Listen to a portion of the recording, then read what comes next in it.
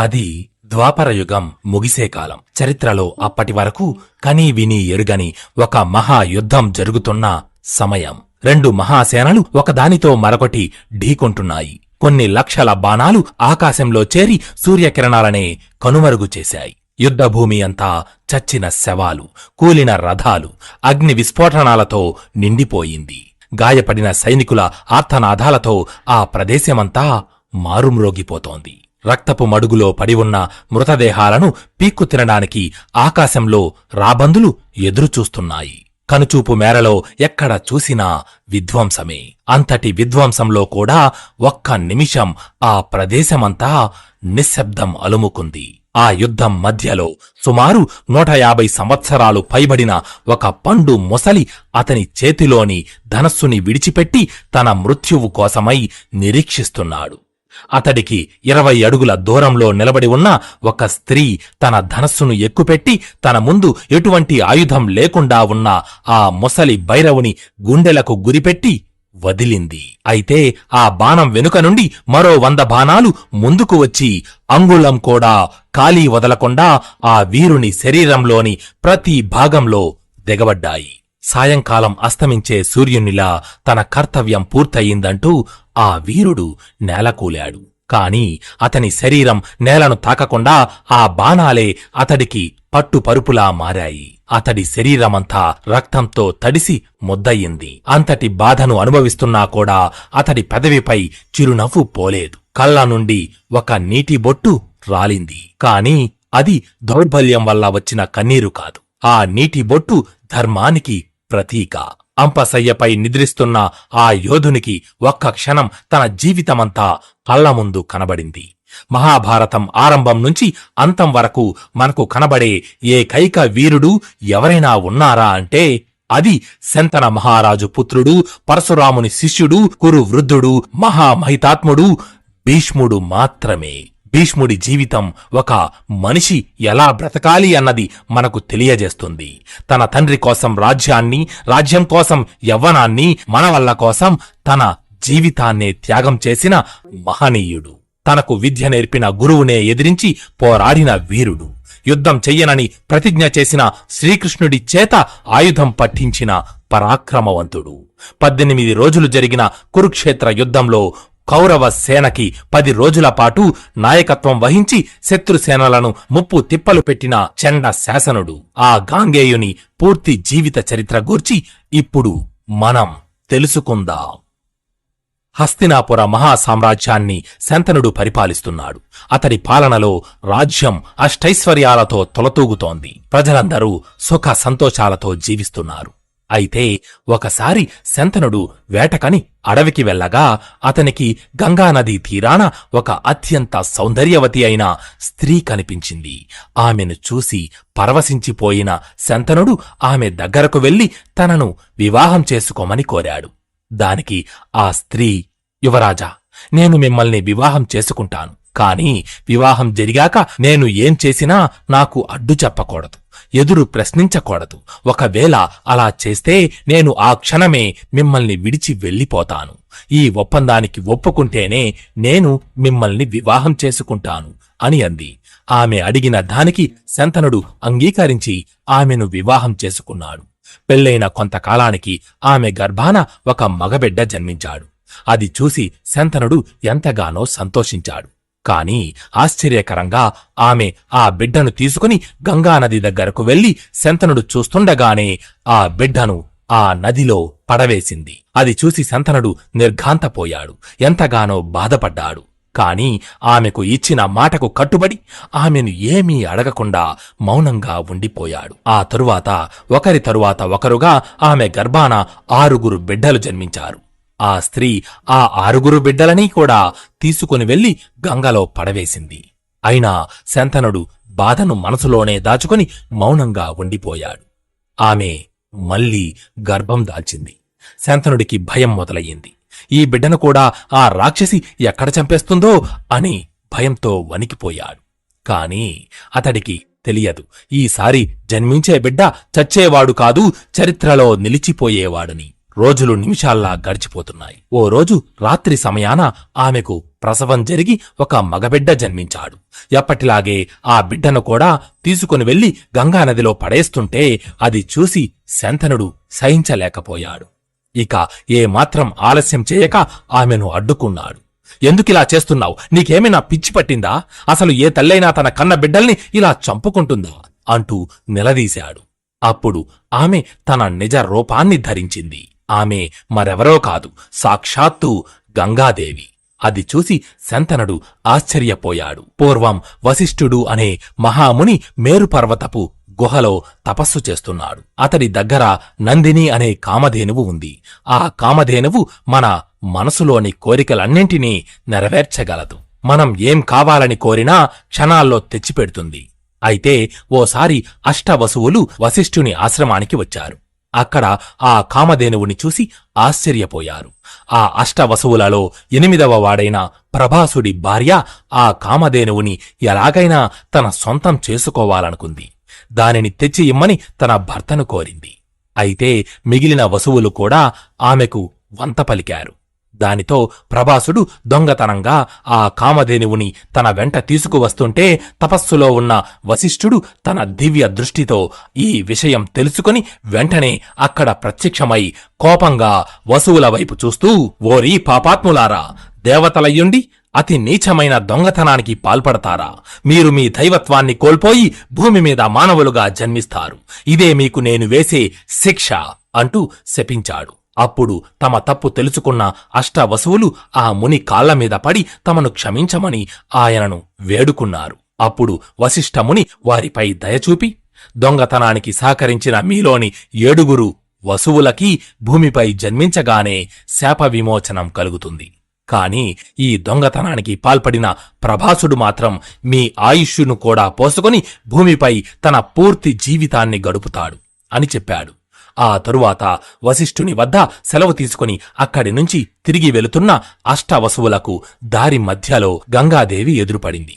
అయితే ఎంతో దీనంగా కనబడుతున్న వసువులను చూసి గంగాదేవి మీ విచారానికి కారణమేమిటి అని అడిగింది.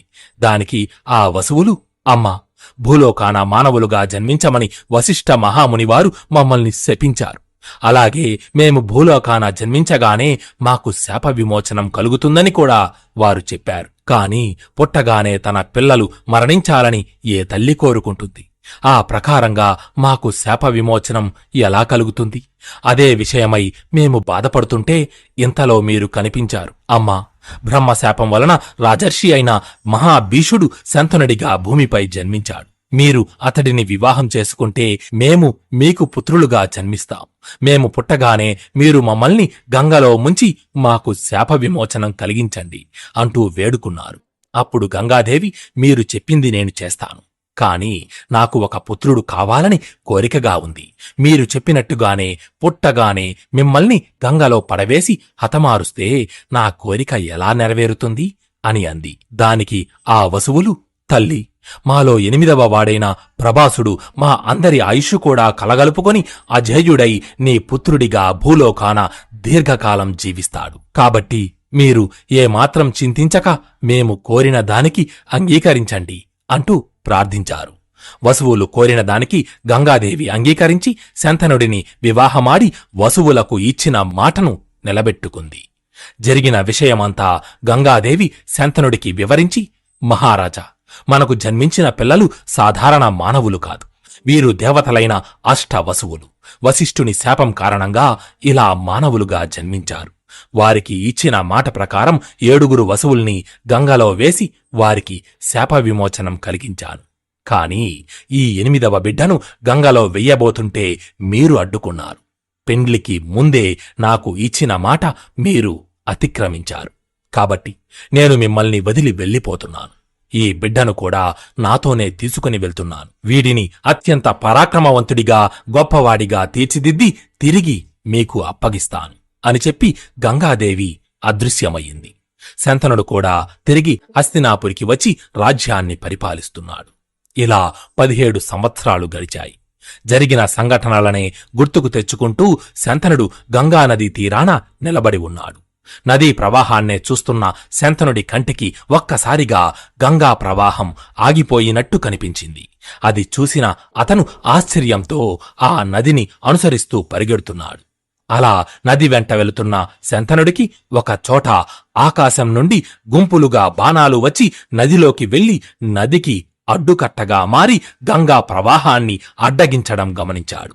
ఆ బాణాలు వేస్తోంది ఎవరా అని శంతనుడు తన తల పక్కకు తిప్పి చూడగా అక్కడ ఓ 17 సంవత్సరాల యువకుడు ధనుర్బాణాలు చేతధరించి నిలబడి ఉన్నాడు.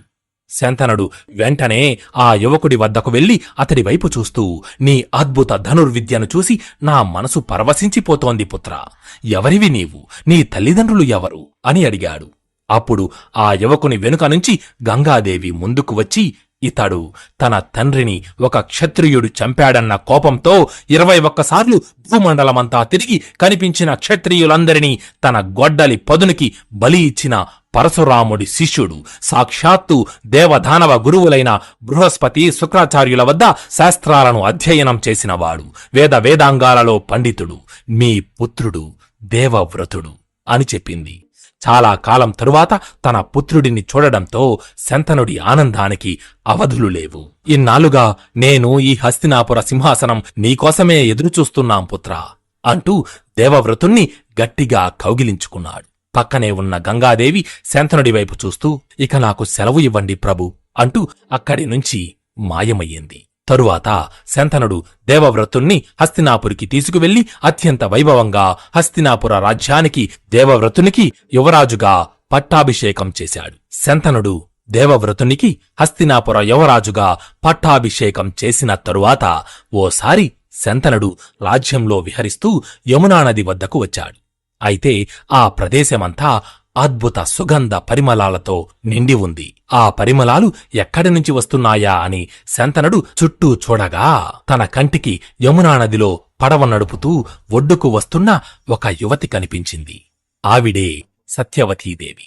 శంతనుడు ఆ యువతి యొక్క అందాన్ని, ఆమె ఒంటి నుంచి వస్తున్న అద్భుత పరిమళాలను చూసి పరవశించిపోయాడు. వెంటనే ఆ యువతి వద్దకు వెళ్లి, సుందరి, ఎవరు నీవు?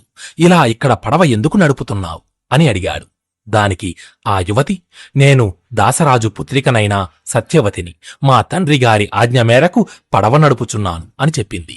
ఆ యువతి యొక్క అద్భుత సౌందర్యానికి మైమరిచిపోయిన శంతనుడు ఆమెను వివాహం చేసుకోవాలనుకున్నాడు. వెంటనే శంతనుడు ఆ యువతి తండ్రి అయిన దాసరాజు దగ్గరకు వెళ్లి ఆయనతో, దాసరాజా, నేను హస్తినాపుర మహారాజైన శంతనుడిని.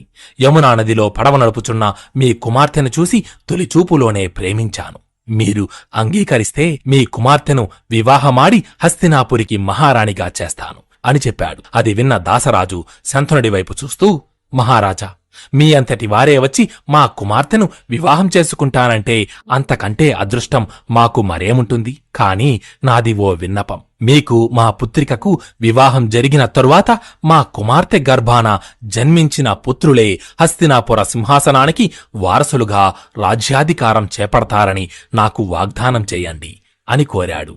అది విన్న శంతనుడు, హస్తినాపుర సింహాసనానికి వారసుడు నా జ్యేష్ఠ కుమారుడు, సద్గుణ సంపన్నుడు అయిన గంగాపుత్రుడు దేవవ్రతుడు. అతడికి తప్ప నేను మరొకరికి రాజ్యాధికారాన్ని ఇవ్వలేను. ఇది కాకుండా మీరు మరేమైనా కోరిక ఉంటే కోరుకోండి అని అన్నాడు. అప్పుడు దాసరాజు, మహారాజా, నా పుత్రిక సత్యవతి మిమ్మల్ని వివాహం చేసుకుంటే అప్పుడు నా కుమార్తె మీ ప్రథమ పుత్రుడికి సవతి తల్లి అవుతుంది. నా కుమార్తెకు పుట్టబోయే బిడ్డలు జీవితాంతం యువరాజుకు సేవకులుగా దాస్యం చేస్తూ బ్రతకాలి. నా కూతురికి నేను అటువంటి జీవితాన్ని కల్పించలేను. అది కాకుండా నాకు మరో కోరిక లేదు అని అన్నాడు. దాసరాజు కోరిన దానికి శంతనుడు అంగీకరించక తిరిగి హస్తినాపురికి వెళ్లిపోయాడు. శంతనుడు తన కుమారుడు మీదున్న మమకారంతో దాసరాజు చెప్పిన దానికి నిరాకరించినా సత్యవతీదేవిపై ప్రేమను వదులుకోలేకపోయాడు. ఆమె గురించే ఆలోచిస్తూ రాజ్య కార్యాలను పట్టించుకోవడం మానేశాడు. ఎవరితోనూ మాట్లాడకుండా ఒంటరిగా తన రాజమందిరంలోనే ఉంటున్నాడు. తండ్రి ముఖంలోని విషాదాన్ని గమనించిన దేవవ్రతుడు మంత్రులను సమావేశపరిచి, మహామంత్రి, కొంతకాలంగా తండ్రిగారి ప్రవర్తనలో ఏదో తెలియని మార్పు వచ్చింది. రాజ్య కార్యాలను, వారి ఆరోగ్యాన్ని సరిగ్గా పట్టించుకోవడం లేదు. సమయానికి భోజనం కూడా చెయ్యడం లేదు. ఏదో విషయం కారణంగా ఆయన తీవ్రమైన బాధను అనుభవిస్తున్నారు. అది ఏమిటో మీకు తెలుసా అని అడిగాడు. దానికి మహామంత్రి దేవవ్రతుడితో, యువరాజా, మహారాజు శంతనుల వారు యమునా నదీ తీరాన ఒక కన్యను చూసి ఇష్టపడ్డారు. ఆమెను వివాహమాడాలని ఆ కన్య తండ్రి అయిన దాసరాజుని అడగగా ఆయన ఈ వివాహానికి ఒక నియమం పెట్టాడు అని జరిగిన విషయమంతా చెప్పాడు. అది విన్న దేవవ్రతుడు తన తండ్రి బాధకు తానే కారణమని భావించి దాసరాజు వద్దకు వెళ్లి, నేను శంతన మహారాజు కుమారుడునైన దేవవ్రతుడిని. మా పితృదేవులు మీ కుమార్తె మాతా సత్యవతీదేవిని ఇష్టపడ్డారు. వారిద్దరికీ వివాహం జరిపించండి అని అడిగాడు. అప్పుడు దాసరాజు, శంతన మహారాజు వారు మేము చెప్పిన దానికి అంగీకరిస్తే తప్పక ఈ వివాహం జరుగుతుంది అని అన్నాడు. దానికి దేవవ్రతుడు, మీరు అడిగిన కోరిక ఏంటో నాకు తెలుసు. మీరు కోరుకున్నట్టుగానే నేను హస్తినాపుర సింహాసనాన్ని ఆశించకుండా మాతా సత్యవతీదేవి గర్భాన జన్మించిన పుత్రులకే సింహాసనం దక్కేలా చూస్తాను అని అన్నాడు. అది విన్న దాసరాజు, మీరు మీ తండ్రిగారి మీద ఉన్న ప్రేమతో సింహాసనాన్ని త్యజించారు. కాని రేపు మీకు పుట్టబోయే బిడ్డలు మీ మీద ఉన్న ప్రేమతో రాజ్యాన్ని ఆశించరని నమ్మకం ఏముంది అని అన్నాడు.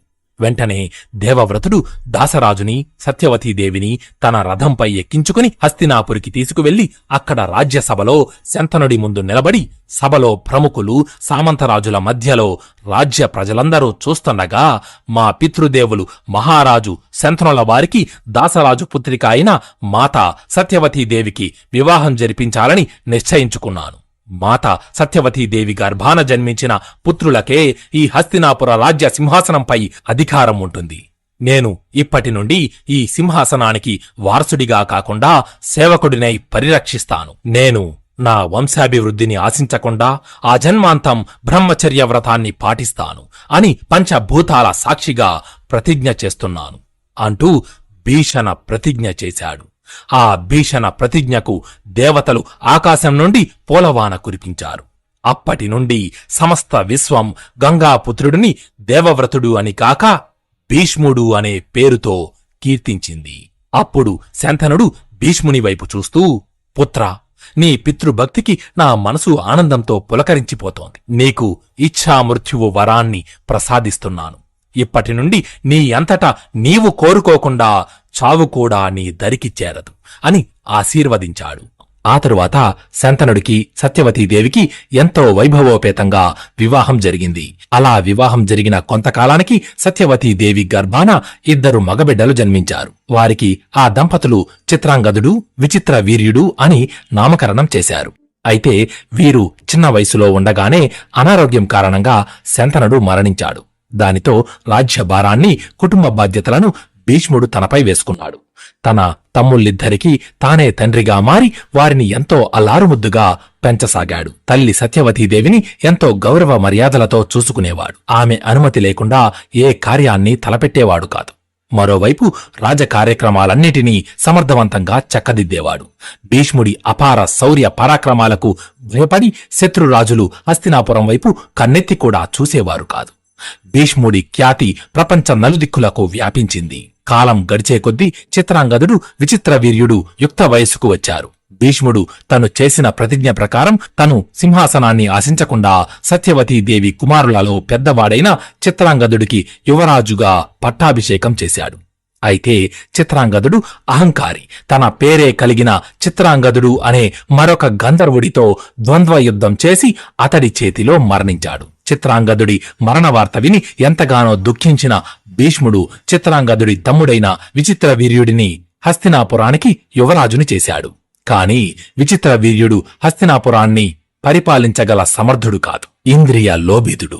ఇదిలా ఉండగా కాశీరాజు తన 3 కుమారులైన అంబ, అంబిక, అంబాలికలకు స్వయంవరం ప్రకటించాడు. వారు అత్యంత సౌందర్యరాసులు, సద్గుణ సంపన్నులు. వారిని వివాహం చేసుకోవడం కోసం ప్రపంచ నలుదిక్కుల నుంచి అనేక మంది రాజులు స్వయంవరానికి వచ్చారు.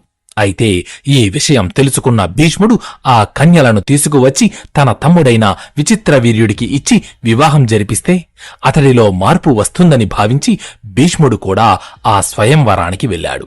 అయితే స్వయంవర సభలో అడుగుపెట్టిన భీష్ముడిని చూసిన అక్కడి రాజులు అసలు వివాహమే చేసుకోనని ప్రతిజ్ఞ చేసిన భీష్ముడు ఇలా స్వయంవరానికి రావడమేంటి అని ఆశ్చర్యపోయారు.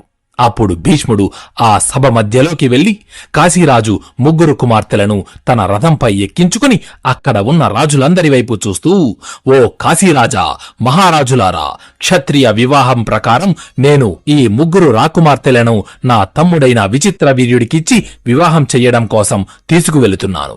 మీలో ఎవరికైనా నన్ను అడ్డుకోగల సామర్థ్యం ఉంటే ప్రయత్నించండి అని అన్నాడు. దానితో స్వయంవరానికి వచ్చిన రాజులందరూ కలిసి భీష్ముడిపై యుద్ధానికి వచ్చారు. కాని భీష్ముడు ఒక్కడే వారందరినీ ఓడించి ఆ ముగ్గురు రాకుమార్తెలను హస్తినాపురానికి తీసుకువచ్చాడు. కాని కాశీరాజు పెద్ద కుమార్తె అయిన అంబ ఆమెకు విచిత్ర వీర్యుణ్ణి వివాహం చేసుకోవడం ఇష్టం లేదని, తను ఇంతకు మునిపే సాల్వ మహారాజుని ప్రేమించానని, అతడినే వివాహం చేసుకుంటానని సత్యవతీదేవితో చెప్పి రోధించింది. ఆమె మాటలు విన్న భీష్ముడు అంబాదేవితో, అమ్మా, మీరు ఇంతకు మునుపు వేరొకరిని ప్రేమించారన్న విషయం నాకు తెలియదు. స్వయంవరంలో కూర్చున్న స్త్రీ మనసులో వేరొకరు ఉంటారని ఎవరూ ఊహించరు కదా. అందువల్లే నేను మిమ్మల్ని తీసుకువచ్చాను. లేదంటే అసలు మిమ్మల్ని తీసుకువచ్చేవాడినే కాదు. నన్ను క్షమించండి. మీ మనసును కాదని బలవంతంగా మిమ్మల్ని నా తమ్ముడికిచ్చి వివాహం చెయ్యలేను. మీరు కోరుకున్న వ్యక్తితోనే మీ వివాహం జరుగుతుంది అని చెప్పి అంబాదేవిని తిరిగి సాల్వుని వద్దకు పంపించాడు భీష్ముడు. ఆ తరువాత మిగిలిన ఇద్దరు రాకుమార్తెల అభిప్రాయం కూడా తెలుసుకుని వారు మనస్ఫూర్తిగా ఈ వివాహానికి ఒప్పుకోవడంతో విచిత్ర వీర్యుడికి అంబిక అంబాలికలను ఇచ్చి ఘనంగా వివాహం జరిపిస్తారు. అయితే హస్తినాపురం నుంచి బయలుదేరిన అంబాదేవి సాల్వుడి వద్దకు వెళ్లి తనని వివాహం చేసుకోమని కోరగా, దానికి సాల్వుడు, వేరొకరు స్వయంవరంలో గెలుచుకుని వదిలేసిన స్త్రీని నేను వివాహం చేసుకోను అంటూ ఆమెను వివాహం చేసుకోవడానికి నిరాకరించాడు. సాల్వుడి మాటలు విని మనసు మొక్కలైన అంబాదేవి తిరిగి భీష్ముడి వద్దకు వచ్చి, నువ్వు నన్ను స్వయంవరం నుంచి తీసుకువెళ్లడం వల్లే సాల్వుడు నన్ను కాదన్నాడు. కాబట్టి ఇప్పుడు నీవే నన్ను వివాహం చేసుకోవాలి అని అడిగింది. అప్పుడు భీష్ముడు, అమ్మా, నేను ఆజన్మాంతం బ్రహ్మచర్య వ్రతాన్ని పాటిస్తానని ప్రతిజ్ఞ చేశాను. కాబట్టి నేను మిమ్మల్ని వివాహం చేసుకోలేను అని సమాధానమిచ్చాడు. దానికి అంబాదేవి, అయితే ఆ ప్రతిజ్ఞను మీరాల్సిన సమయం వచ్చింది. స్వయంవరం నుండి తీసుకువచ్చిన కన్యను వివాహం చేసుకోవడం కూడా నీ ధర్మమే కదా అని నిలదీసింది. దానికి భీష్ముడు, సూర్యచంద్రులు గతులు తప్పవచ్చునేమో గాని ఈ భీష్ముడు చేసిన ప్రతిజ్ఞ మీరడు అని బలంగా చెప్పాడు. ఎంత చెప్పినా భీష్ముడు ఆమె అడిగిన దానికి ఒప్పుకోకపోయేసరికి కోపించిన అంబాదేవి సాక్షాత్తు భీష్ముడికి విద్య నేర్పిన గురువైన పరశురాముణ్ణి ఆశ్రయించింది. జరిగినదంతా ఆయనకు చెప్పి తనకు భీష్ముడికి వివాహం జరిపించమని ఆయన్ను వేడుకుంది. అయితే ఆమె చెప్పిన మాటలన్నీ విన్న పరశురాముడు, నువ్వేమీ దిగులు పడకు, నీకు తప్పక న్యాయం జరుగుతుంది. భీష్ముడు నా మాట కాదనడు. ఒకవేళ కాదంటే అతని చేత ఈ వివాహానికి ఎలా ఒప్పించాలో కూడా నాకు తెలుసు అని చెప్పి అంబాదేవికి అభయమిచ్చాడు. ఆ తరువాత ఆమెను తీసుకుని హస్తినాపురానికి వెళ్లి అక్కడ సరస్వతీ నదీ తీరాన విడిది ఏర్పరచుకుని భీష్ముడికి కబురు పెట్టాడు. అయితే పరశురాముడి సందేశం అందిన భీష్ముడు గురువు మీద ఉన్న భక్తితో ఆ మరునాడు ఉదయమే సరస్వతీ తీరానికి చేరుకున్నాడు. అక్కడ పరశురాముణ్ణి చూడగానే ఎంతో భక్తి శ్రద్ధలతో ఆయన పాదాలకు నమస్కరించాడు. భీష్ముడి గురుభక్తికి పరశురాముడు ఎంతగానో సంతోషపడ్డాడు. అయితే సరిగ్గా అప్పుడే పక్కన ఉన్న చెట్టుచాటు నుంచి అంబాదేవి ముందుకు వచ్చి నిలబడింది. అక్కడ అంబను చూసిన భీష్ముడు ఆశ్చర్యపోయాడు. అప్పుడే పరశురాముడు భీష్ముడితో, ఈమెను స్వయంవరం నుంచి తీసుకువచ్చిన విషయం నిజమేనా అని అడిగాడు. దానికి భీష్ముడు, నిజమే గురుదేవా అని సమాధానమిచ్చాడు. మరైతే ఈ కన్యను వివాహం చేసుకో అన్నాడు పరశురాముడు. అప్పుడు భీష్ముడు పరశురాముడికి తను అంబాదేవిని స్వయంవరం నుంచి తీసుకురావడానికి గల కారణం, అలాగే తను చేసిన ప్రతిజ్ఞ గూర్చి వివరించాడు. కాని పరశురాముడు తన పట్టు విడవలేదు. నువ్వు స్వయంవరం నుంచి తీసుకువచ్చిన ఈ కన్యను వివాహమైనా చేసుకో, లేదా నాతో యుద్ధమైనా చెయ్యి అని భీష్ముడిని యుద్ధానికి ఆహ్వానించాడు. తనకు మరో దారి లేక భీష్ముడు పరశురాముడితో యుద్ధానికి సిద్ధపడ్డాడు. వారిద్దరి మధ్య అత్యంత ఘోర యుద్ధం జరిగింది. గురు శిష్యులిద్దరూ ఒకరికి ఒకరు తీసిపోకుండా యుద్ధం చేశారు. అలా 22 రోజుల పాటు జరిగిన అతి భయంకర యుద్ధంలో చివరికి భీష్ముడు పరశురాముణ్ణి ఓడించాడు. దానితో పరశురాముడు అంబ దగ్గరకు వెళ్లి, అమ్మా, నేను నా సాయశక్తులా ప్రయత్నించాను. కాని ధర్మం భీష్ముడి పక్షాన ఉంది.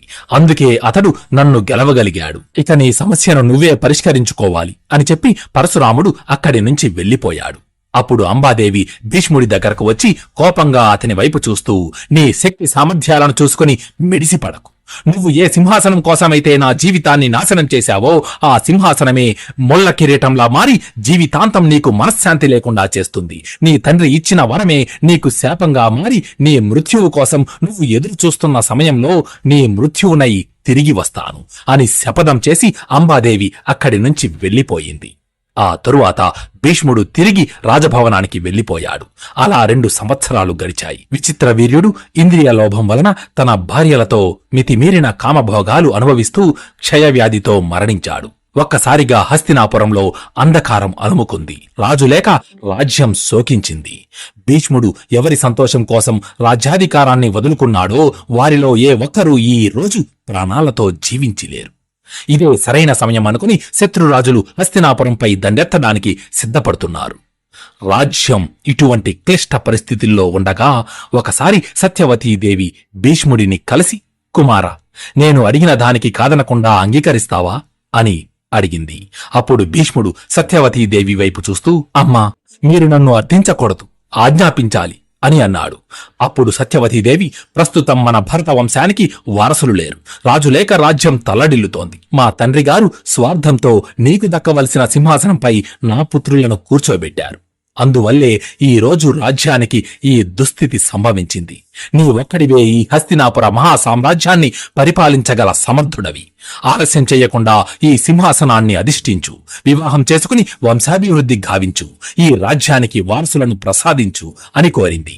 సత్యవతీదేవి మాటలన్నీ విన్న భీముడు, అమ్మా, ఏ ప్రతిజ్ఞ కారణంగానైతే ఈ భీష్ముడు ఇంతటి పేరు ప్రఖ్యాతలను కీర్తిని సంపాదించాడో ఆ ప్రతిజ్ఞను మీరి నేను ఎలా జీవించగలను? వ్రతభంగం కారణంగా పాపం చుట్టుకుని నాకు ముక్తి అనేదే లభించదు. సమస్త లోకానికి వెలుగుని ప్రసాదించే సూర్య భగవానుడు తన తేజస్సును కోల్పోయినా, భగభగమండే అగ్నిహోత్రుడు తన వేడిని విడిచిపెట్టినా ఈ భీష్ముడు తను చేసిన ప్రతిజ్ఞను మీరడు. కాని ప్రస్తుతం మన ముందు ఉన్న ఈ సమస్యకు నా దగ్గర ఒక పరిష్కార మార్గం ఉంది. అదే దేవరన్యాయము అని చెప్పాడు.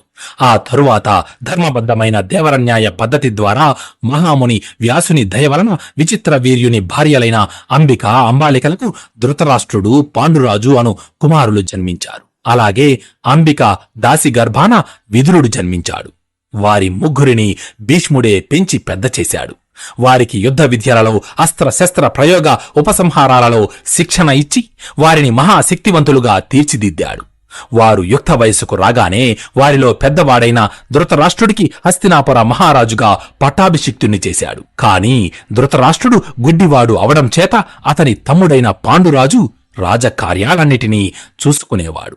వారి ముగ్గురిలోకి చిన్నవాడు మరియు సజ్జనుడు అయిన విదురుడిని హస్తినాపురానికి మంత్రిగా నియమించాడు భీష్ముడు. ఆ తరువాత పాండురాజుకి అత్యంత పరాక్రమవంతులైన 5 పుత్రులు జన్మించగా ధృతరాష్ట్రునికి పరమేశ్వరుని అనుగ్రహం వలన 100 మంది కుమారులు, 1 కుమార్తె జన్మించారు. కాలక్రమేణా పాండురాజు పుత్రులు పాండవులుగా, ధృతరాష్ట్రుని పుత్రులు కౌరవులుగా ప్రసిద్ధికెక్కారు.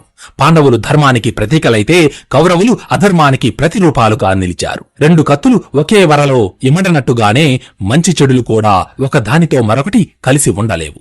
అందువల్ల పాండవులకు కౌరవులకు మధ్య మెల్లగా వైరం ఏర్పడింది. హస్తినాపురానికి తరువాతి వారసుడు పాండవుల అగ్రరాజు ధర్మరాజా లేక కౌరవులలో పెద్దవాడైన దుర్యోధనుడా అని అనుక్షణం ఘర్షణ జరిగేది. భీష్ముడికి మాత్రం పాండవుల అగ్రజుడైన ధర్మరాజే హస్తినాపురాన్ని సమర్థవంతంగా పరిపాలించగలడని, అతని పాలనలో రాజ్యం ధర్మ మార్గంలో నడవగలదని నమ్మాడు. ప్రజలు కూడా ధర్మరాజే తమకు రాజు కావాలని ఆశించారు.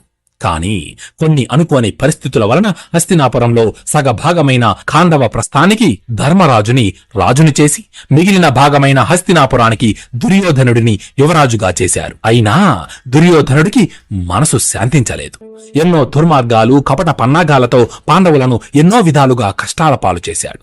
అలా 2 పక్షాల మధ్య ఉన్న వైరం చిలికి చిలికి పెద్ద గాలివానలా మారి కురుక్షేత్రమనే ఒక ప్రళయాంతక యుద్ధానికి దారితీసింది. ఆ యుద్ధంలో భూమండలంలోని రాజులందరూ పాల్గొన్నారు. కొంతమంది రాజులు పాండవులకు మద్దతు ఇవ్వగా మరికొంతమంది రాజులు కౌరవుల పక్షాన చేరారు. అప్పటికి భీష్ముని వయసు 200 సంవత్సరాలకు పైబడింది. అతని శరీరాన్ని వృద్ధాప్యం ఆవహించింది. అతని జుట్టు పండిపోయింది. చర్మమంతా ముడతలతో నిండిపోయింది. విధి విలాసం తన ముందే తన యావజ్జీవితం కష్టపడి ఇటుక పేర్చి నిర్మించిన మహా సామ్రాజ్యం కూలిపోతుంటే నిస్సహాయుడై చూస్తూ కుమిలిపోవడం తప్ప ఏమీ చెయ్యలేకపోయాడు. తన జీవితంలోని ప్రతి క్షణం హస్తినాపుర శ్రేయస్సు గురించే ఆలోచించాడు.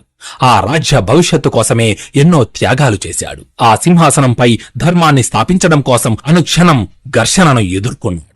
ఆ రోజు అమ్మ పలికినట్టుగానే అతడు తన జీవితంలో ఏ రోజు కూడా మనశ్శాంతిగా నిద్రపోలేదు. చివరికి తన మనవళ్లు ఒకరితో ఒకరు యుద్ధం చేసుకుంటుంటే చూసే దుస్థితి సంభవించింది. అయినా కూడా భీష్ముడు తన ధర్మాన్ని విడిచిపెట్టలేదు. అతడి శరీరంలోని శక్తి అణువంతైనా తగ్గలేదు. సాక్షాత్తు పరమశివుడితోనే యుద్ధం చేసి ఓడించిన శౌర్యం తనది. దేవదానవులు ఒక్కటై వచ్చినా ఒంటరిగా వారందరినీ ఎదిరించగల పరాక్రమం అతనిది. ప్రస్తుతం తన మనసులో ఉన్న కోరిక ఒక్కటే, హస్తినాపురంలో ధర్మాన్ని స్థాపించి ఆనందంగా తన శరీరాన్ని వదలడమే. అయితే మరోపక్క భీష్ముని మృత్యువునై తిరిగి వస్తానని ప్రతిజ్ఞ చేసి వెళ్లిన అంబాదేవి పగతో రగిలిపోతోంది. ఆమెకు ప్రస్తుతం తన జీవితంపై ఎటువంటి కోరికగాని ఆశగాని లేదు. ఆమె లక్ష్యమల్లా భీష్ముడి మరణం మాత్రమే. ఎలాగైనా భీష్ముడి అంతు చూడాలని భావించి మొదట సుబ్రహ్మణ్యస్వామి కోసమై ఘోర తపస్సు ఆచరించింది.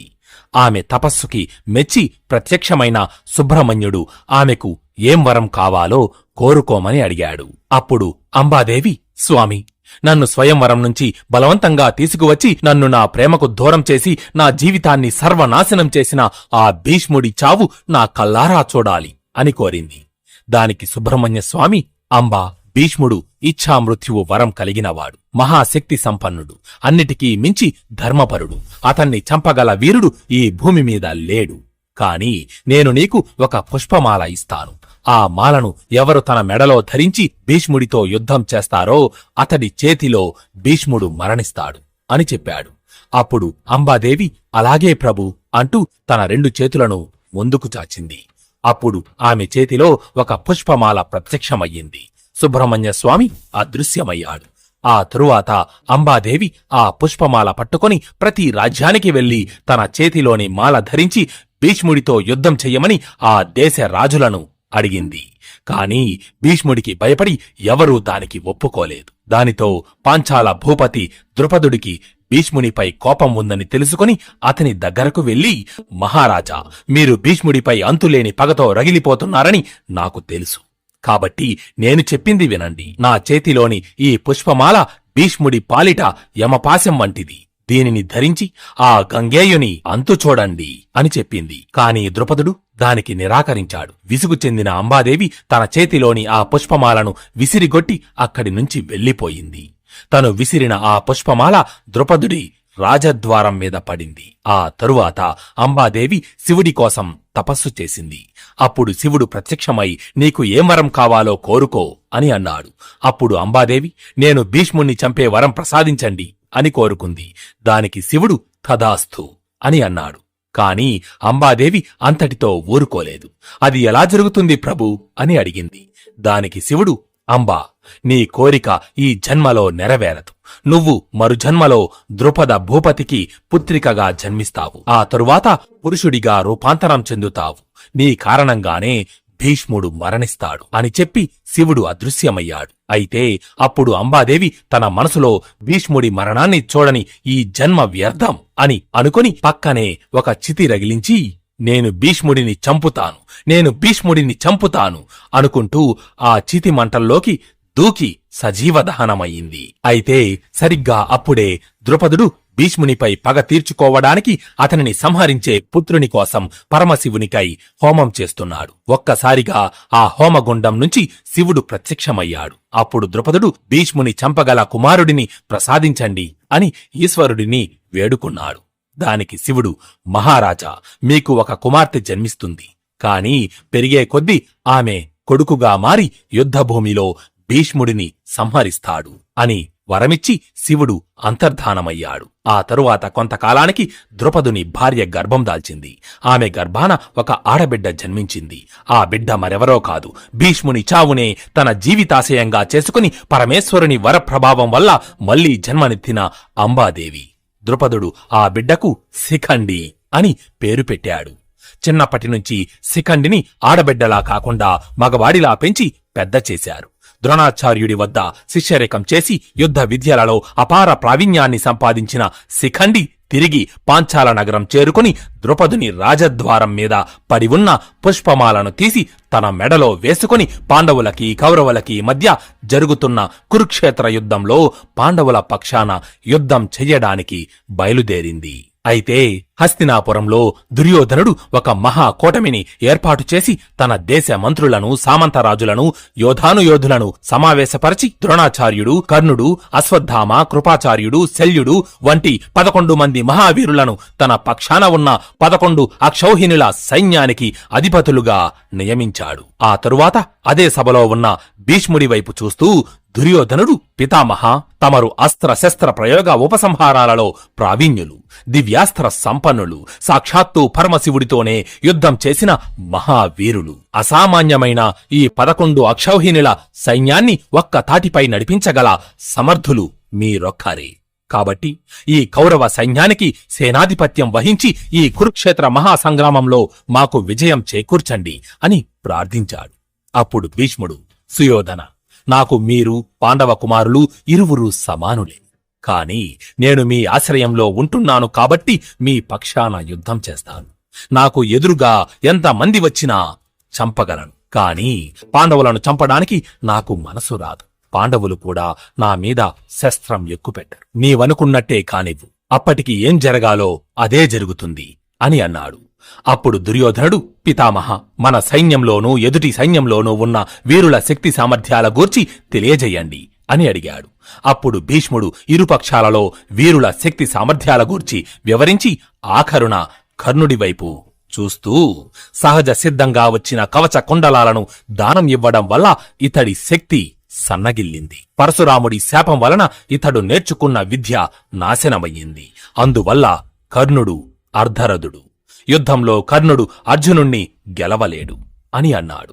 భీష్ముడి మాటలకు కోపించిన కర్ణుడు, పితామహ, మీరు నా గురించి ఇలా మాట్లాడటం సరికాదు. నా మీద ద్వేషంతోనే మీరు ఇలా అంటున్నారు అని చెప్పి దుర్యోధనుడి వైపు చూస్తూ, మిత్రమా, కార్యం చెడిపోయింది. నాయకుడనేవాడు తన సైన్యంలోని వీరులను ఉత్సాహపరిచి యుద్ధానికి సిద్ధం చెయ్యాలే గాని ఇలా వీరి బలం ఇంత, వీరి బలం అంతా అని నిరుత్సాహపరచకూడదు. ఈయన వయసు మీద పడి ఇలా మాట్లాడుతున్నాడు. భీష్ముడు రణరంగంలో ఉండగా నేను యుద్ధభూమిలో అడుగు పెట్టను. ఎప్పుడు భీష్ముడు కుప్పకూలుతాడో అప్పుడు నేను ధనస్సు పట్టుకొని యుద్ధానికి వస్తాను అని అన్నాడు. ఆ మాటలకు భీష్ముడు, ఏమిటి, నేను ముసలివాడినా? నా అస్త్రశస్త్ర విద్య ఏ పాటిదో ఒక్కసారి వెళ్లి నీ గురువు పరశురాముణ్ణి అడుగు, చెబుతాడు. నన్ను ఎదిరించిన రాజుల పరిస్థితి ఏమైందో ఈ జగత్తుకు తెలుసు. అయినా నా గురించి నేను చెప్పడమెందుకు? నా ముసలితనమా లేక నీ పరుచుతనమా రేపు యుద్ధభూమిలో తెలుస్తుందిలే అని అన్నాడు. అయితే నిజానికి భీష్ముడు కర్ణుడిని అలా నిందించడానికి కారణం కర్ణుడు కుంతీదేవి ప్రథమ పుత్రుడని భీష్ముడికి తెలుసు. తన పుత్రులు ఒకరితో ఒకరు యుద్ధం చెయ్యడం వల్ల కుంతీదేవికి కలిగే బాధను నివారించడానికే భీష్ముడు తన కఠినమైన మాటలతో కర్ణుడికి పౌరుషం తెప్పించి అతడిని యుద్ధం నుంచి తప్పించాడు. మరునాడు ఉదయం యుద్ధం ప్రారంభమయ్యింది. ఆకాశాన యుద్ధమేఘాలు కమ్ముకున్నాయి. అటు పాండవులు ఇటు కౌరవులు ఇరు పక్షాల వారు వారి ప్రచండ సైన్యంతో కురుక్షేత్రం చేరుకున్నారు. అశ్వగజ దళాలతో, కొన్ని వేల రథాలతో లక్షల మంది సైన్యం యుద్ధభూమి అంతటా ఆవరించగా అది చూడడానికి పొట్టపై గుమికూడిన చీమల గుంపుని తలపిస్తోంది జనసందోహం. శంఖములు, దుందుబులు, మంగళ వాయిద్యాలతో యుద్ధభూమి అంతా మారుమ్రోగుతోంది. పాండవ సైన్యానికి దుష్టద్యుమ్నుడు సర్వ సైన్యాధ్యక్షం వహించగా కౌరవ సైన్యానికి నాయకుడిగా సువర్ణ తాళ కేతనముతో భీష్ముడు రథంపై దేదీప్యమానంగా వెలిగిపోతున్నాడు. వేటకు వెళ్లే ముందు గర్జించే సింహంలా భీష్ముడు కనుచూపు మేర వరకు ఆక్రమించి ఉన్న తన సైన్యాన్ని చూస్తూ, మహావీరులారా, క్షత్రియులకు యుద్ధ సమయంలో స్వర్గద్వారాలు ఎప్పుడూ తెరచుకుని ఉంటాయి. ఇంతకు ముందు ఎందరో మహానుభావులు యుద్ధంలో మరణించి ఆ స్వర్గద్వారాల వెంట నడిచారు. మీరందరూ కూడా ఆ మార్గాన నడవడానికి సిద్ధంగా ఉండాలి. క్షత్రియ వీరులకు ఇంట్లో ఉండి రోగాల బారిన పడి చావటం కంటే పాపం వేరొకటి ఉంటుందా? క్షత్రియులకు రణరంగంలో పోరాటం ఒక పెన్నిది వంటిది. అంటూ సైనికులను ఉత్సాహపరిచాడు.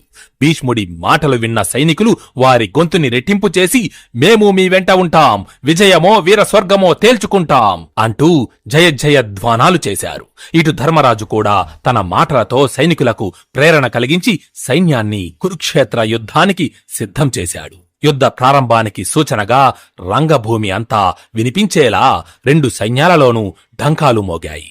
అయితే ఇంతలో ఎవరూ ఊహించని విధంగా ధర్మరాజు తన ఆయుధాలను రథంలో విడిచిపెట్టి కవచాన్ని విప్పి రథంపై నుంచి కిందకు దిగి చేతులు కట్టుకొని ఒంటరిగా కౌరవ సేన వైపు నడిచాడు. అది చూసి పాండవ పక్షంలోని వారికి ధర్మరాజు ఎందుకు ఇలా వెళుతున్నాడో అర్థం కాక ఆందోళన చెందారు. కౌరవ సైన్యంలో వారైతే ధర్మరాజు భయపడ్డాడు అని అపహాస్యం చేశారు. అయితే అప్పుడు ధర్మరాజు కౌరవ పక్షంలోని భీష్ముడి రథం వద్దకు వెళ్లి తన రెండు చేతులను జోడించి ఆయనకు ప్రణామం చేసి, మహానుభావ, నీకు ఎదురు నిలిచి యుద్ధం చేసే దుస్థితి దాపురించినందుకు చింతిస్తున్నాను. ముందుగా మిమ్మల్ని కలిసి మీ ఆజ్ఞను తీసుకోవడానికి వచ్చాను. యుద్ధం చెయ్యడానికి నాకు అనుజ్ఞ ఇవ్వండి. మీ దీవెనలు తీసుకుని వెళ్తే నేను శత్రువులను గెలవగలను అన్నాడు. ధర్మరాజు మాటలకు సంతోషించిన భీష్ముడు, ధర్మజ, ఈ సమయంలో నీ రాక అత్యంత సముచితమైనది.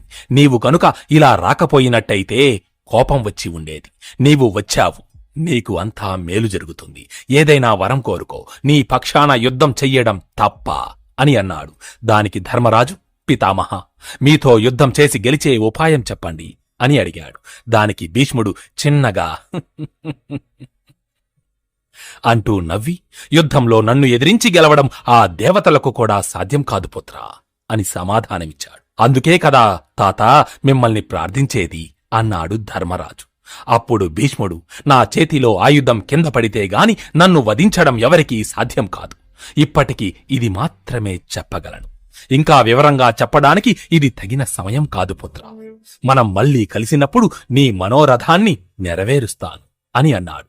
దానికి ధర్మరాజు, అనుజ్ఞ ఇవ్వండి అని మరొకసారి ప్రణామం చేసి తిరిగి తన సైన్యం వద్దకు చేరుకుని రథాన్ని అధిరోహించి కవచాన్ని ధరించి ఆయుధం చేపట్టి తన సైన్యాన్ని ఉద్దేశిస్తూ దాడి చెయ్యండి అని గట్టిగా అరిచాడు. భీష్ముడు కూడా తన గొంతును పదింతలు చేసి దాడి చెయ్యండి అంటూ తన సైన్యానికి పిలుపునిచ్చాడు. యుద్ధం మొదలయ్యింది. అటు పాండవసేన ఇటు కౌరవసేన ఒక్కసారిగా కదలి ఒకదానితో ఒకటి ఢీకొన్నాయి. ఆ రెండు ప్రచండ సైన్యాల తాకిడికి రణరంగమంతా హోరెత్తిపోయింది. భూమి మీద ఉన్న ధూళి ఆకాశానికి ఎగసి మంచు తుఫాను కమ్మినట్టుగా యుద్ధభూమిని కమ్మేసింది. రెండు సైన్యాలు బాణాలతోనూ కత్తులతోనూ యుద్ధం చేస్తూ ఒకదానిమీద ఒకటి విరుచుకుపడుతున్నాయి. ఏనుగులు, గుర్రాలు, రథాలు ఒకదానితో ఒకటి గుద్దుకొని అతి భీకరంగా యుద్ధం చేస్తున్నాయి. గజారోహకులు అది ఇది అని చూడకుండా విచక్షణారహితంగా అందరినీ తొక్కుకుంటూ యుద్ధభూమి అంతా వీరవిహారం చేస్తున్నారు. మందర పర్వతంతో చిలికినప్పుడు పాలసముద్రం ఎలా అయితే అల్లకల్లోలమైందో అలా ఉంది యుద్ధభూమి పరిస్థితి. ఏనుగుల అరుపులు, గుర్రాల గర్జనలు, దివ్యాస్త్రాల విస్ఫోటనాలతో యుద్ధభూమి అంతా మారుమోగుతోంది. అయితే వీటికి మించిన శబ్దంతో సింహనాదం చేస్తూ భీముడు మదించిన ఏనుగుల కౌరవసేనపై పడి చీల్చి చెండాడుతున్నాడు. భీముడి దాటికి తట్టుకోలేక కౌరవ సైన్యం అంతా వెనక్కు తిరిగి పారిపోతోంది. అప్పుడు అక్కడ చెలరేగిన ధూళి మధ్య నుంచి సువర్ణ తాళకేతనముతో ఒక రథం ముందుకు వచ్చి ఆగింది. అది చూసిన కౌరవసేన ఒక్కసారిగా తిరిగి ధైర్యం పుంజుకుంది. ఎందుకంటే ఆ రథంపై ఉన్నది అతిరథులలో కల్లా శ్రేష్ఠుడు, అపార దివ్యాస్త్ర సంపన్నుడు, మహామహితాత్ముడు భీష్ముడు. భీష్ముడు తన ధనస్సును భీముడి మీదకు ఎక్కుబెట్టి ఒక్క బాణంతో అతడి చేతిలోని ధనస్సును వెలగొట్టాడు. దానితో భీముడు పక్కనే ఉన్న గదను అందుకుని రథం మీద నుంచి కిందికి దూకాడు. కాని అంతలోనే అశ్వత్థామ అక్కడికి చేరుకుని భీముడికి అడ్డుగా నిలచి అతడితో యుద్ధానికి దిగాడు. దాంతో సమస్త పాండవ సైన్యం ఒక్కసారిగా భీష్ముని మీదకు దూకింది. అప్పుడు భీష్ముడు వారిని చూసి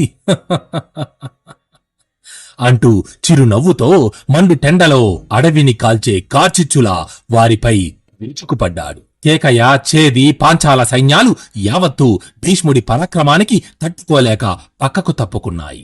అశ్వగజ దళాలను అల్లకల్లోలం చేసేశాడు. రథాన్ని చిత్ర విచిత్రమైన రీతులలో తిప్పుతూ యుద్ధభూమి అంతటా తానే కనిపించి యుద్ధం చేస్తున్నాడు. శత్రు సైన్యాన్ని చిందరవందర చేస్తున్నాడు. పాండవసేనలో ఎక్కడ చూసినా తెగిపడిన తలకాయలు, కూలిన మొండాలు, మొక్కలైన బాణాలు, తొనాతొనకలైన జెండాలే కనిపిస్తున్నాయి. రక్తం ఏరులై పారుతోంది.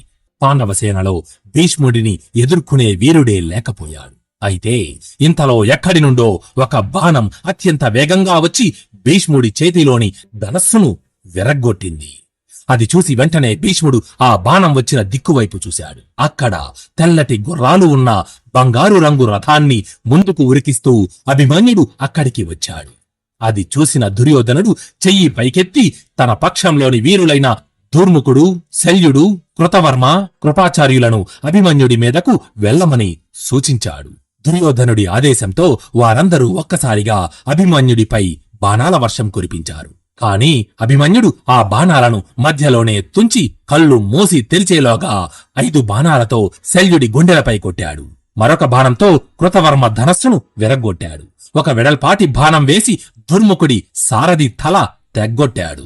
4 బాణాలతో కృపాచార్యుని గుర్రాలను కూల్చేశాడు. తన మనువడి అద్భుత పరాక్రమాన్ని చూసి మురిసిపోయిన భీష్ముడు తన మనసులో, బలి, ధనుర్విద్యలో వీడు అర్జునుణ్ణి మరిపిస్తున్నాడు. ఆ మాటకొస్తే అర్జునుడి కంటే ఇతడే ఒకంత హెచ్చు అనుకున్నాడు. అలా అనుకుంటూనే అభిమన్యుడిపై 6 బాణాలు వేసి అతడి రథంపై ఎగురుతున్న జెండాను తెగ్గొట్టాడు. అభిమన్యుడి చేతిలోని ధనస్సును విరగ్గొట్టాడు. దానితో అభిమన్యుడు వెంటనే ఇంకొక ధనస్సును అందుకొని భీష్ముడితో యుద్ధానికి దిగాడు. అంతలో ఇంతకు ముందు అభిమన్యుడి చేతిలో దెబ్బతిన్న కృతవర్మ మిగిలిన వీరులు మళ్లీ తిరిగి అభిమన్యుడితో కలబడ్డారు. కాని భీష్ముడికి తన మనువడితో యుద్ధం చెయ్యడం ఇష్టం లేక తన రథాన్ని పాండవసేన మీదకు మళ్లించాడు. గొర్రెల మందపై పెద్ద పులి పడ్డట్టు పాండవసేనపై విరుచుకుపడ్డాడు భీష్ముడు. బాణాల మీద బాణాలను కుమ్మరించి పాండవ సైన్యాన్ని అస్తవ్యస్తం చేస్తున్నాడు. రథాలు, గుర్రాలు, ఏనుగులను కుప్పలు కుప్పలుగా కూలగొడుతున్నాడు. రణభూమిలో ఎక్కడ చూసినా భీష్ముడి రథమే దర్శనమిస్తోంది. దిక్కు మొక్కు లేనట్టు విలవిలలాడిపోతోంది పాండవసేన. భీష్ముడి ప్రతాపాగ్ని ముందు ఏ ఒక్కరూ ఎదురు నిలవలేకపోయారు. ఏం చెయ్యాలో తోచక దూరంగా నిలబడి చూస్తుండిపోయారు పాండవులు. సూర్యుడు అస్తమించాడు. ఆ రోజుకి యుద్ధం ముగిసింది. కౌరవ పక్షంలో విజయ ఢంకాలు మోగాయి. పాండవ పక్షం శోక సముద్రంలో మునిగిపోయింది. ఈ విధంగానే భీష్ముడు ప్రతిరోజు యుద్ధంలో ప్రళయకాల రుద్రుని వలె ప్రజ్వరిల్లి పాండవ సేనను నాశనం చేస్తున్నాడు. భీష్ముని రథం అటువైపు వస్తోందంటేనే సైనికులు భయపడి అక్కడి నుంచి పరుగులు పెడుతున్నారు. పాండవులు భీష్ముడిని అడ్డుకోవడానికి ఎన్నో ప్రయత్నాలు చేశారు. కాని భీష్ముడిని యుద్ధంలో జయించలేకపోయారు. సూర్యుడి ముందు వెలిగించిన చిరు దివ్వెలా కనుమరుగైపోయింది వారి ప్రతాపం. రోజురోజుకి పాండవ సైన్యం క్షీణించిపోతోంది. వారి కంటి మీద కునుకు నిలవడం లేదు. అయితే రణరంగంలో ఎంత యుద్ధమైతే జరుగుతోందో అంతకు మించిన యుద్ధం భీష్ముడి హృదయంలో జరుగుతోంది. తను చిన్నప్పటి నుంచి ఎంతో ప్రేమగా పెంచి పోషించిన సొంత మనవళ్లపైనే ఆయుధం ఎత్తవలసి వచ్చినందుకు కుమిలిపోతున్నాడు. వారి శరీరంపై తగిలే ప్రతి గాయం భీష్ముని హృదయానికి తగులుతోంది. యుద్ధంలో తన చేతుల మీదుగా 1000 మంది సైనికులు హతులవుతున్నారని చిత్రవద అనుభవిస్తున్నాడు. తన యావత్ జీవితం పడిన సంఘర్షణలకు విముక్తి ఎప్పుడు దొరుకుతుందా అని తన మృత్యువుకై ఎదురుచూస్తున్నాడు. అయినా కూడా తన కర్తవ్యాన్ని విడువలేదు. చేస్తున్న పనికి మనసు ఒప్పుకోకపోయినా ఇచ్చిన మాటకు కట్టుబడి ఎటువంటి రాగద్వేషాలు లేని బండరాయిలా మారి రణరంగంలో యుద్ధం చేస్తున్నాడు. ఇంత చేస్తున్నా ఒక పక్క నుండి దుర్యోధనుడు, మీరు కావాలనే మీ పూర్తి శక్తితో యుద్ధం చెయ్యడం లేదు కదా, మీరు తలుచుకుంటే ఈ పాటికి పాండవులను చంపి మన పక్షానికి విజయం చేకూర్చేవారు, కాని మీరు పక్షపాతంతోనే ఇలా చేస్తున్నారు అంటూ సూదుల వంటి మాటలతో భీష్ముడిని చిత్రవద చేస్తున్నాడు. అలా 8 రోజులు గడిచింది. 8వ రోజు యుద్ధం పూర్తయిన తరువాత దుర్యోధనుడు తన శిబిరానికి కూడా పోకుండా తన తమ్ముడు దుశ్శాసనుణ్ణి, శకునుని తీసుకుని సరాసరి కర్ణుడి వద్దకు వెళ్లి, మిత్రమా కర్ణ, తాత భీష్ముడు, గురుదేవులు ద్రోణుడు, కృపుడు పక్షపాతం చూపిస్తున్నారు. వారు పాండవులను చంపడానికి వెనకాడుతున్నారు. పాండవులు బ్రతికి ఉన్నంత వరకు మనకు విజయం చేకూరదు. ఇప్పుడు మనమేం చెయ్యాలి అని మొరపెట్టుకున్నాడు. దుర్యోధనుడి మాటలు విన్న కర్ణుడు, మిత్రమా, నువ్వేమీ దిగులు పడకు. ఈ కర్ణుడు ఉన్నంత వరకు నీకు ఓటమి రాదు. వెంటనే నువ్వు వెళ్లి భీష్ముడిని యుద్ధం నుంచి తప్పుకోమని చెప్పు. నేను రణరంగంలోకి ప్రవేశించి ఆ పాండవుల మదం అనుస్తాను అని చెప్పాడు. కర్ణుడి మాటలు విన్న దుర్యోధనుడు భీష్ముని వద్దకు వెళ్లి ఆయన పాదాలకు నమస్కరించి పక్కనే ఉన్న ఆసనంపై కూర్చున్నాడు. పితామహ, నేను మీ మీద ఎంతో నమ్మకం పెట్టుకుని పాండవులతో యుద్ధానికి దిగాను. కాని ఇప్పుడు అసలు మీరు ఎవరి వైపు యుద్ధం చేస్తున్నారా అని నాకు సందేహం కలుగుతోంది. యుద్ధంలో దేవదానవులు సైతం మిమ్మల్ని గెలవలేరని అంటారు. కాని గత 8 రోజులుగా మీరు పాండవులతో యుద్ధం చేస్తూనే ఉన్నారు. కాని వారిలో ఒక్కరిని కూడా మీరు చంపలేదు. ఇంతకు మించి నేను ఏమీ చెప్పలేను. మిమ్మల్ని ప్రార్థిస్తున్నాను, మీరు రణరంగం నుంచి విరమించి యుద్ధం చేసే అవకాశాన్ని కర్ణుడికి ఇవ్వండి అని ప్రార్థించాడు. దుర్యోధనుడి మాటలు సోలాల్లా భీష్ముడి గుండెల్లో దిగబడ్డాయి. అతడి మనసు బాధతో బరువెక్కిపోయింది. కాసేపు ఏమీ మాట్లాడకుండా మౌనంగా ఉండిపోయాడు. ఆ తరువాత గాఢంగా నిట్టూర్చి, సుయోధన, నీకోసం నా ప్రాణాలు కూడా లెక్క చేయకుండా నా యావత్ శక్తిని ఉపయోగించి యుద్ధం చేస్తున్నాను. అయినా కూడా నీ నుంచి ఇటువంటి దుర్భరమైన మాటలు వినవలసిన పరిస్థితి వచ్చింది. నువ్వు ఇలా మాట్లాడటం సమంజసమా? పాండవులను అంత తేలికగా జయించడానికి వారేమైనా సామాన్యులా? నువ్వు అంత వీరుడవే అయితే యుద్ధరంగంలో నీ ప్రతాపమేమిటో చూపించు. అంతేగాని అర్ధరాత్రి వచ్చి ఇలా నన్ను బాధించడం వల్ల నీకు ఏమొస్తుంది? ఈ 8 రోజులు నేను ఎలా యుద్ధం చేశానన్నది నువ్వు చూడలేదా? నా రథం చూసి పారిపోని వీరుడు ఉన్నాడా? ఇన్ని మాటలెందుకు గాని ఈ భీష్ముడి ప్రతాపమేమిటో రేపు యుద్ధభూమిలో చూస్తావులే. ఇక వెళ్ళు అని అన్నాడు. భీష్ముని మాటలకు దుర్యోధనుడు మనసులోనే సంతోషించి తిరిగి తన నివాసానికి వెళ్లిపోయాడు. మరునాడు ఉదయం పాండవ కౌరవ 2 సేనలు యుద్ధభూమిలో నిలిచాయి.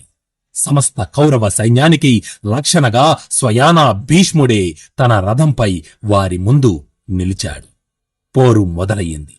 దూదికి అంటుకున్న నిప్పురవ్వల భీష్ముడు ఒక్కసారిగా పాండవ సైన్యంలోకి చొచ్చుకుపోయాడు. రధికులను, అశ్వికులను, గజబలమును దొరికిన వారిని దొరికినట్లు చంపుతున్నాడు. తన బాణ పరంపరతో, అస్త్రశస్త్ర ప్రయోగాలతో శత్రువుల శరీరాలను చీల్చి చెండాడుతున్నాడు.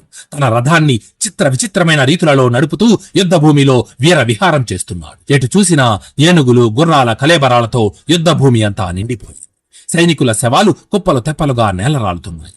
భీష్ముని ధాటికి పాండవ సేన అస్తవ్యస్తమైంది. పాండవులందరూ విస్తుపోయి అలా చూస్తుండిపోయారు. ఆ రోజు భీష్ముడిని చూస్తుంటే స్వయానా యమధర్మరాజే యుద్ధభూమిలో నిలుచున్నట్టుంది. భీష్ముడి వీరత్వాన్ని చూసిన శ్రీకృష్ణుడు అర్జునుడితో, అర్జున, ఈ రోజు భీష్ముడు అత్యంత పరాక్రమంతో పాండవ సేనలను సమూలంగా నాశనం చేస్తున్నాడు. ఇతడిని ఇలాగే వదిలేస్తే ఈ రోజు ఈ యుద్ధాన్ని ముగించేటట్టు ఉన్నాడు. భీష్ముడిని ఎదుర్కోవడం నీ వల్ల మాత్రమే సాధ్యమవుతుంది. వెంటనే అతడి పరాక్రమానికి అడ్డుకట్టవేయి అని హెచ్చరించాడు.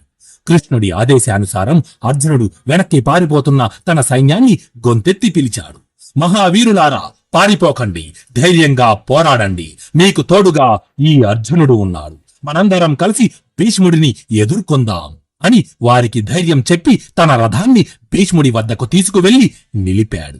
అర్జునుడి మాటలు విని ధైర్యం తెచ్చుకున్న పాండవ సేన తిరిగి భీష్ముని మీదకు యుద్ధానికి వచ్చింది. ఒకవైపు తనకు విద్య నేర్పిన పరశురాముడినే ఓడించిన భీష్ముడు, మరోవైపు సాక్షాత్తు పరమశివుడితోనే యుద్ధం చేసి మెప్పించిన అర్జునుడు. ఇద్దరి మధ్య ఘోర యుద్ధం మొదలయింది. అర్జునుడు తన ధనస్సును భీష్ముని మీదకు ఎక్కుపెట్టి తాచుపాముల్లాంటి బాణాలను అతడి మీదకు వదిలాడు. అయితే భీష్ముడు ఆ బాణాలను మధ్యలోనే నిర్వీర్యం చేసి 5 పదునైన బాణాలతో అర్జునుడి శరీరంపై కొట్టాడు. అర్జునుడి శరీరం రక్తసిక్తమైంది. భీష్ముడు మళ్లీ పాండవ సైన్యంపై పడి వారిని తరిమి తరిమి కొడుతున్నాడు. అది చూసి అర్జునుడు అవమాన భారంతో కృంగిపోయాడు. అయితే అంతలోనే పౌరుషం తెచ్చుకుని వాడి బాణాలను ప్రయోగించి భీష్ముడి చేతిలోని ధనస్సును విరగ్గొట్టాడు. భీష్ముడు మరొక ధనస్సును పుచ్చుకున్నాడు. కాని అర్జునుడు ఆ ధనస్సుని కూడా విరగ్గొట్టాడు. అది చూసి భీష్ముడు, ఔరా ఇంద్రుడి కొడుకా అంటూ తన మనవడి అస్త్ర విన్యాసాన్ని మెచ్చుకుని వెంటనే మరొక విల్లును అందుకొని పాండవ సేనను శరవర్షంతో ముంచెత్తాడు. అర్జునుడి శరీరమంతా తూట్లు పడేటట్టు కొట్టాడు. భీష్ముని అస్త్ర శస్త్రాల ధాటికి తట్టుకోలేక అలసిపోయాడు అర్జునుడు. కాని అలానే ఓపిక తెచ్చుకొని పోరాడుతున్నాడు.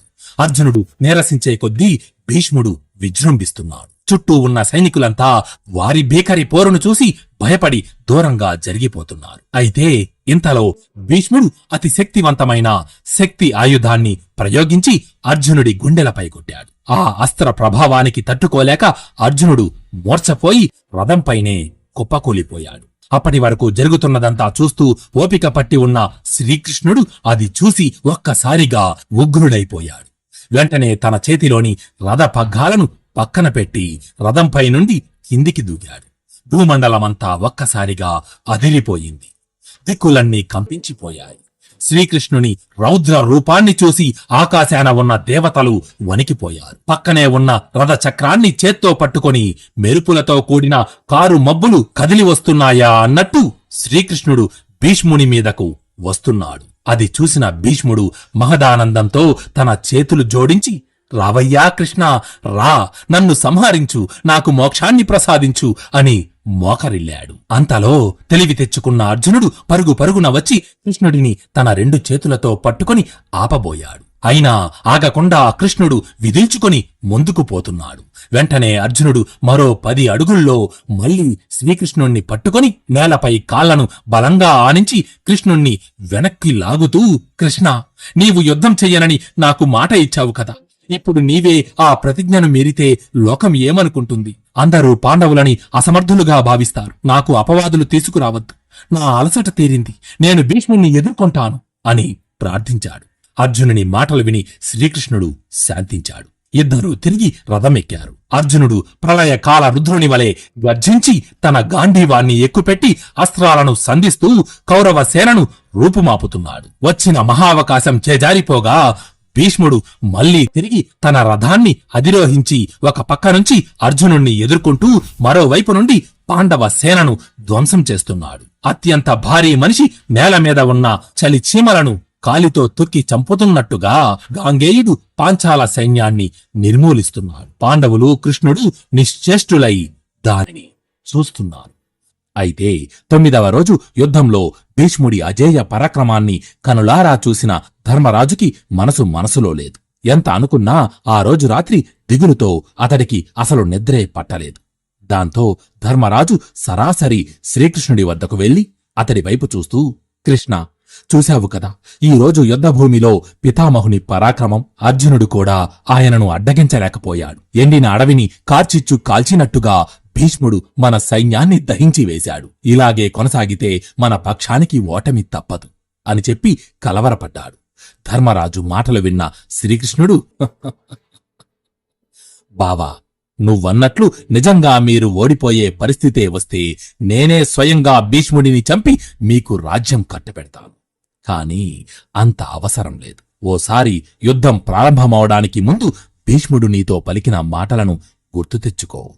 అతడు కౌరవ పక్షం వైపు యుద్ధం చేస్తున్నా కూడా మీకు హితం చేకూరుస్తానని వాగ్దానం చేశాడు. ఇప్పుడు ఆ సమయం రానే వచ్చింది. నువ్వు నీ తమ్ముళ్లతో సహా కలిసి వెళ్లి భీష్ముడిని ఆశ్రయించు. అతడు తప్పక తన మృత్యు మార్గాన్ని మీకు వివరిస్తాడు అని చెప్పాడు. శ్రీకృష్ణుడి సలహా మేరకు ధర్మరాజు తన ఆయుధాలన్నిటినీ త్యజించి సామాన్యమైన వేషధారణతో తన తమ్ముళ్లను తీసుకుని కృష్ణుడితో కలిసి రహస్యంగా భీష్ముడి శిబిరంలోకి ప్రవేశించి పితామహునికి నమస్కరించాడు. తన మందిరంలోకి వచ్చిన పాండవులను చూసిన భీష్ముడు సంతోషించి వారిని తగిన రీతిలో సత్కరించి వారి యోగక్షేమాలను తెలుసుకున్నాడు. ఆ తరువాత భీష్ముడు ధర్మరాజు వైపు చూస్తూ, ధర్మనందన, ఈ సమయంలో మీరు నా వద్దకు రావడానికి గల కారణమేమిటి? సంకోచించకుండా అడగండి. ఎంతటి కఠినతరమైన కార్యమైనా నేను నెరవేరుస్తాను అని అన్నాడు. దానికి ధర్మరాజు దీనవదనంతో, పితామహ, యుద్ధంలో మా సైన్యం క్షీణించకుండా మేము కౌరవులను జయించి రాజ్యం పొందే మార్గం తెలపండి అని అడిగాడు. దానికి భీష్ముడు, ధర్మనందన, నేను రణభూమిలో నిలబడి యుద్ధం చేస్తున్నంత వరకు మీ సైన్యం క్షీణించక తప్పదు. అలాగే మీరు యుద్ధంలో జయించడం కూడా సాధ్యం కాదు. కాబట్టి మీరు విజయం పొందాలన్నా, మీకు రాజ్యప్రాప్తి కలగాలన్నా దానికి ఒక్కటే మార్గం. అది నా మరణం మాత్రమే అని అన్నాడు. అది విన్న ధర్మరాజు భీష్ముడి వైపు చూస్తూ, పితామహ, యుద్ధభూమిలో మీరు త్రిశూలం ధరించిన రుద్రుని వలె నిలబడితే మిమ్మల్ని జయించడం ఎవరికి మాత్రం సాధ్యమవుతుంది. కాబట్టి మిమ్మల్ని నిర్జించే మార్గమేమిటో మీరే తెలపండి అని ప్రార్థించాడు. అప్పుడు దానికి భీష్ముడు చిన్నగా అంటూ నవ్వి, నువ్వు చెప్పింది యథార్థం పుత్రా. నా చేతిలో ఆయుధం ఉన్నంత వరకు నన్ను జయించడం స్వయానా ఆ దేవతలకు కూడా సాధ్యం కాదు. అయితే నన్ను వధించే మార్గం చెబుతాను, విను. ఆయుధాలను త్యజించి నిలబడిన వారితోనూ, వెన్ను చూపి పారిపోతున్న వారితోనూ, స్త్రీలతోనూ నేను యుద్ధం చెయ్యను. యుద్ధభూమిలో అటువంటి వారు నా ముందు నిలిచినప్పుడు నేను నా ఆయుధాలన్నిటినీ త్యజిస్తాను. అప్పుడు నన్ను చంపడం తేలికవుతుంది. అయితే మీ పక్షాన స్త్రీగా పుట్టి దైవ సహాయంతో పురుషుడిగా మారిన శిఖండి ఉన్నాడు. ఆ విషయం మీ అందరికీ తెలుసు. కాబట్టి అర్జునుడు శిఖండిని ముందు నిలబెట్టి యుద్ధం చేస్తే నేను నా ఆయుధాలను విసర్జిస్తాను. అప్పుడు శిఖండిని అడ్డుపెట్టుకుని అర్జునుడు నన్ను వధించవచ్చు. ఆ తరువాత బంధుమిత్రులతో సహా సుయోధనుణ్ణి గెలవడం సులభం అని చెప్పాడు. వచ్చిన కార్యం సఫలం కావడంతో ధర్మరాజు భీష్ముని వద్ద సెలవు తీసుకుని తన తమ్ముళ్లతో కలిసి తిరిగి తమ శిబిరానికి వెళ్లిపోయాడు. మరుసటి రోజు సూర్యుడు ఉదయించాడు. 10వ రోజు యుద్ధం మొదలయింది. ఇరుపక్షాలలోని సైన్యాలు యుద్ధభూమిని ఆవరించాయి. ఈసారి పాండవ సైన్యానికి ముందు శిఖండిని నిలిపారు. అతడికి రక్షణగా భీమార్జునులు ఇరుపక్కలా నిలబడ్డారు. సైన్యానికి వెనుక భాగాన అభిమన్యుడు, అతనికి సహాయంగా ఉపపాండవులు, సాత్యకి నిలుచున్నారు. మధ్య భాగంలో ధర్మరాజు, దుష్టద్యుమ్నుడు, ద్రుపదుడు, మరికొంతమంది మహారథులు నిలుచుని సైన్యాన్ని రక్షించే బాధ్యతను చేపట్టారు. ఇటు యావత్ కౌరవ సైన్యానికి ముందు రక్షణగా భీష్ముడు నిలబడి ఉన్నాడు.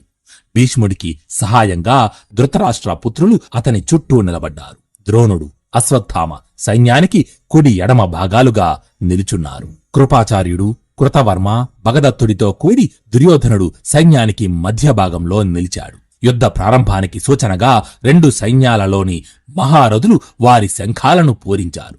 దానితో వెంటనే ఏవో 2 కొండలు ఢీకొన్నట్లుగా ఇరు సైన్యాలు ఒకదానితో మరొకటి ఢీకొన్నాయి. అత్యంత పరాక్రమంతో నకుల, సహదేవులు చెలరేగి కనిపించిన వారిని కనిపించినట్లు చంపుతున్నారు. మరొక వైపు నుంచి భీమార్జునులు కౌరవ సేనలపై పడి ఊచకోత కోస్తున్నారు. పాండవ సేన విజృంభించి కౌరవ సైన్యాన్ని నాశనం చేస్తోంది. ఇది చూసిన భీష్ముడు కోపంతో పాండవసేనపై కుంపాలు కుంపాలుగా శరవర్షం కురిపించాడు. 2 సైన్యాలు ఒకదానితో ఒకటి భీకరంగా పోరాడుతున్నాయి.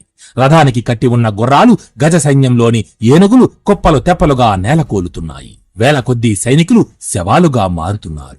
యమపురిలో సందడి మొదలయింది. ఇంతలో శిఖండి భీష్ముని ముందుకు వచ్చి 2 పదునైన బాణాలను అతడి మీదకు వదిలింది. అది చూసిన భీష్ముడు శిఖండిని ఏమాత్రం లెక్క చేయకుండా అంటూ చిరునవ్వు నవ్వి తన రథాన్ని మరో పక్కకు పోనిచ్చాడు. అప్పుడు శిఖండి భీష్ముని వైపు చూస్తూ, భీష్మా, నీవు ఎంతమంది రాజులను జయించావు? పరశురాముడినే ఎదిరించి పోరాడావు. మరి నీ పరాక్రమం నాకు చూపించవా? నేను ఎవరైతే నీకేంటి, నాతో యుద్ధం చెయ్యి. ఒకవేళ నువ్వు నాతో యుద్ధం చెయ్యకపోయినా నేను మాత్రం నిన్ను వదిలిపెట్టను. నా చేతిలో నీ చావు తథ్యం అని పలికింది. అయినా కూడా భీష్ముడు శిఖండి మాటలు విని విననట్టుగా అక్కడి నుంచి పక్కకు తొలగి పాంచాల సైన్యంపై పడి అందులో సైనికులను తురుమాడుతున్నాడు. ఇంతలో అర్జునుడు తన సైన్యంతో సహా వచ్చి భీష్ముడితో యుద్ధానికి దిగాడు. అర్జునుడి దాటికి తట్టుకోలేక కౌరవ సైన్యం అక్కడి నుంచి పారిపోయింది. అది చూసిన దుర్యోధనుడు భీష్ముని వద్దకు వచ్చి, పితామహ, మీరు ఉండగానే మీ ఎదురుగానే మన సేనలు వెనుదిరిగి పారిపోతున్నారు. మరి మీరు చూస్తూ ఊరుకోవడం న్యాయమా అని అన్నాడు. దుర్యోధనుడి మాటలకు కొంత బాధపడిన భీష్ముడు, సుయోధన, నేను 10 రోజులకు 10,000 మంది రధికులను చంపుతానని నీకు వాగ్దానం చేశాను. ఈ రోజుతో నీకు ఇచ్చిన మాట నిలబెట్టుకున్నాను. ఈ రోజు యుద్ధం జరిగే తీరును చూస్తుంటే నేను పాండవులనో లేదా పాండవులు నన్నో చంపడం తథ్యమని తెలుస్తోంది.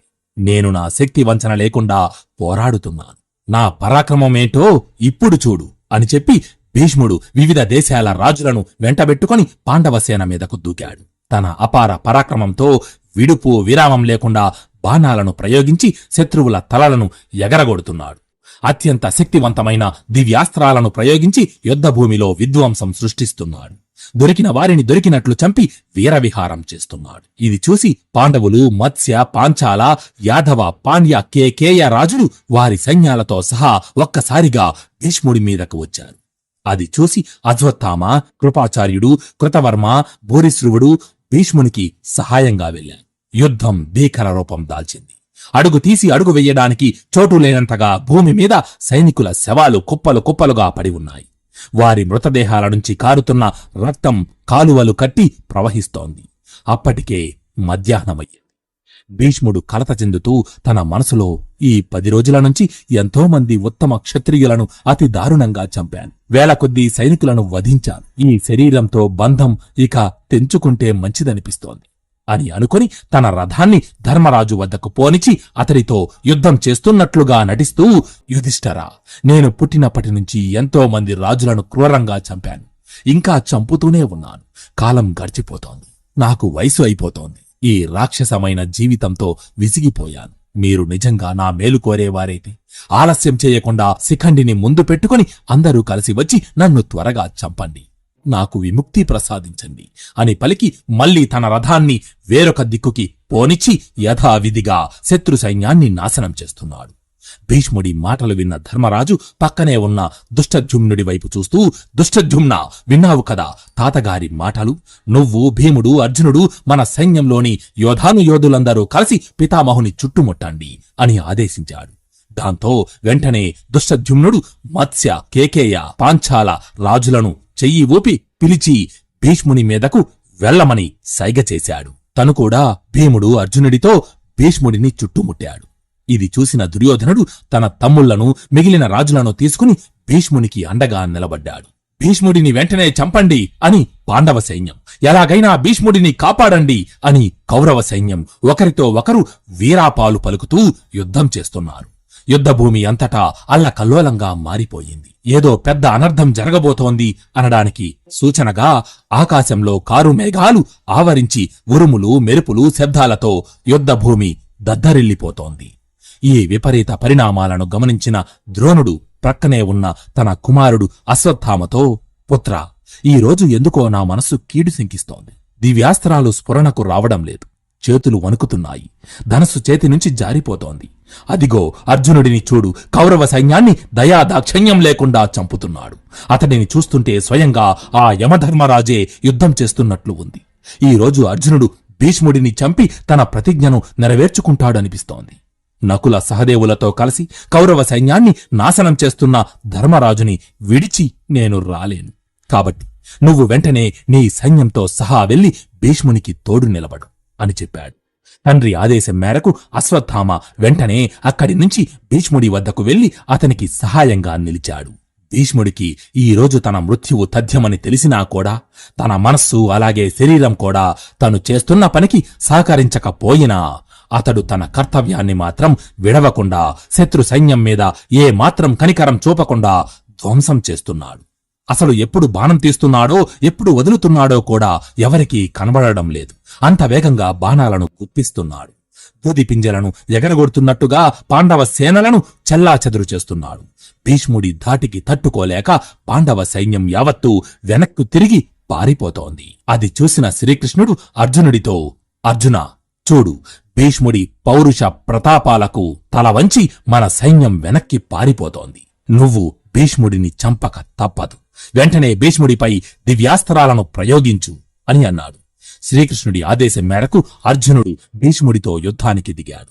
ఒక శక్తివంతమైన అస్త్రాన్ని ప్రయోగించి ముందుగా భీష్ముడి చుట్టూ ఉన్న సైన్యాన్ని చెల్లాచెదురు చేశాడు. 2 సింహాలు ఒకదానితో ఒకటి తలబడుతున్నట్టుగా భీష్మార్జునులు ఘోరాతిఘోరంగా యుద్ధం చేస్తున్నారు. అది చూసి రెచ్చిపోయిన శిఖండి తాచుపాముల్లాంటి బాణాలను భీష్ముడి మీదకు వదిలాడు. కాని భీష్ముడు మాత్రం వాటిని చూసి చూడనట్టు తన రథాన్ని పక్కకు తిప్పబోయాడు. అయితే ఇంతలో 2 పదునైన బాణాలు అత్యంత వేగంగా దూసుకువచ్చి భీష్ముడి గుండెల్లో దిగబడ్డాయి. ఆ బాణాలను చూసిన భీష్ముడు తన మనసులో, ఇవి ఖచ్చితంగా శిఖండి ధనస్సు నుంచి వెలువడిన బాణాలు కాదు. ఇవి ఎంతో దృఢంగా పదునుగా ఉండి ఏ మాత్రం గురి తప్పకుండా సరిగ్గా మర్మస్థానాలలో తగులుతున్నాయి. ఇంతటి ధనుర్విద్యా ప్రావీణ్యం అర్జునుడికి తప్ప వేరొకరికి లేదు అని చెప్పి తన తలపైకెత్తి ముందుకి చూశాడు. అయితే అక్కడ అర్జునుడు తన ధనస్సుని శిఖండి చేతిలో ఉన్న విల్లు వెనక పెట్టి భీష్ముడిపై బాణాలు గుప్పిస్తున్నాడు. అది చూసిన భీష్ముడు తన మృత్యు సమయం ఆసన్నమైందని భావించి ఇక యుద్ధం చెయ్యడం ఆపి తన చేతిలోని ధనస్సుని విడిచిపెట్టేశాడు. అది చూసి రెండు సైన్యాలు ఒక్కసారిగా యుద్ధం చెయ్యడం ఆపేశాయి. అప్పటి వరకు భయంకర విస్ఫోటనాలతో మారుమ్రోగిన ఆ ప్రదేశమంతా ఒక్క నిమిషం నిశ్శబ్దం అలుముకుంది. అప్పుడు శిఖండి తన ధనస్సుని ఎక్కుపెట్టి ఒక వాడి బాణాన్ని దానికి జోడించి భీష్ముని మీదకు వదిలింది. ఆ బాణం అత్యంత వేగంగా వెళ్లి భీష్ముని గుండెల్లో దిగబడింది. అదే సరైన సమయం అనుకున్న అర్జునుడు వెంటనే కుంపాలుగా బాణాలను ప్రయోగించి భీష్ముని శరీరంలో అంగుళం కూడా ఖాళీ లేకుండా బాణాలను దిగ్గొట్టాడు. దాంతో సాయంకాలం అస్తమించే సూర్యునిలా తన కర్తవ్యం పూర్తయిందంటూ భీష్ముడు రథంపై నుంచి ఎగిరి నేలమీద పడ్డాడు. కాని అతని శరీరం నేలను తాకకుండా తన దేహంలో దిగిన బాణాలే శయ్యలా మారి అతని శరీరాన్ని గాలిలో నిలబెట్టాయి. అది చూసిన ఆకాశంలోని దేవతలు, అయ్యో ఇది దక్షిణాయనం, భీష్ముడు దక్షిణాయనంలో చనిపోతాడేమో అని కలవరపడ్డారు. అయితే దేవతల మనసు తెలుసుకున్న భీష్ముడు చిన్నగా నవ్వి, ఓ దేవతామూర్తులారా, కాలగతిని బట్టి దక్షిణాయన సమయంలో మరణించడం దుష్టమని తెలిసి నేను నా ప్రాణాలను మేనిలో నిలుపుకున్నాను. నా తండ్రి మహారాజు శంతనుల వారు సత్యవతీదేవిని వివాహమాడు సమయాన నాకు స్వచ్ఛంద మృత్యువనే వరాన్ని ప్రసాదించారు. ఆ ఇచ్ఛా మృత్యువు వర ప్రభావం వలన నేను స్వయంగా నా ప్రాణాలను విడువనంత వరకు నా ప్రాణాలు నా అధీనంలోనే ఉంటాయి అని పలికాడు. అది విన్న దేవతలు సంతోషించారు. అయితే సాధారణంగా యుద్ధంలో ఎవరైనా ఒక వీరుడు మరణిస్తే కేవలం ఆ పక్షంలోని సైనికులు మాత్రమే బాధపడతారు. కాని భీష్ముడు నేలకూలాడని తెలియడంతో ఇరుపక్షాల సైన్యాలలోనూ హాహాకారాలు చెలరేగాయి. అటు పాండవులు ఇటు కౌరవులు తీవ్రమైన దుఃఖానికి గురయ్యారు. ఆ విధంగా 18 రోజుల పాటు జరిగిన కురుక్షేత్ర మహాసంగ్రామంలో 10 రోజుల పాటు కౌరవ సైన్యానికి నాయకత్వం వహించిన భీష్ముడు ఆ రోజు నేలకూలాడు. తను మరణించిన తరువాత ఆ యుద్ధం కేవలం 8 రోజుల పాటు మాత్రమే కొనసాగింది. దీనిని బట్టే అర్థం చేసుకోవచ్చు భీష్ముడు ఎంత గొప్ప వీరుడు అని. భీష్ముడి జీవితం ఒక మనిషి ఎలా బ్రతకాలో తెలియజేస్తుంది. హస్తినాపురం వంటి మహా సామ్రాజ్యానికి రాజయ్యే అవకాశం, అలాగే అర్హత ఉండి కూడా తన తండ్రి కోసం రాజ్యాన్ని, సంతాన సుఖాన్ని వదులుకున్నాడు. జీవితం ఎన్ని పరీక్షలు పెట్టినా, ఎన్ని అడ్డంకులు కల్పించినా తను చేసిన ప్రతిజ్ఞను మాత్రం ఎన్నడూ మీరలేదు.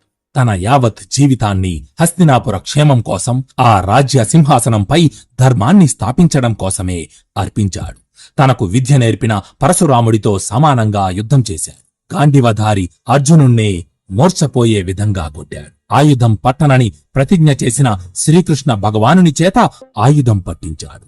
ఓపిక ఉన్నంతవరకు కాదు, ఊపిరి ఆగిపోయే స్థితిలో కూడా ధర్మరాజుకి ఎన్నో ధర్మాలను వివరించి ప్రపంచానికి అమూల్యమైన జ్ఞానాన్ని అందించి ఉత్తరాయణ పుణ్యకాలంలో తన ప్రాణాలను త్యజించాడు.